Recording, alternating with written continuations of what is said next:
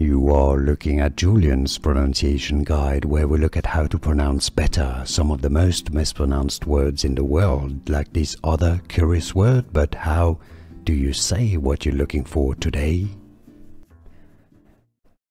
Let's learn how to pronounce this word. Originally it is a word from French, so we can look at the French pronunciation, but it also exists in English, so we're going to look at the English pronunciation too. If you want to learn more vocabulary, stay tuned to the channel for more.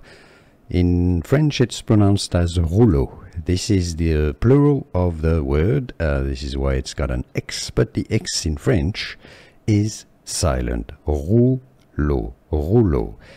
In English, however, you also put an X for the plural, but the X becomes an S and it's pronounced as rouleaux. Rouleaux. It's easy, and now you know.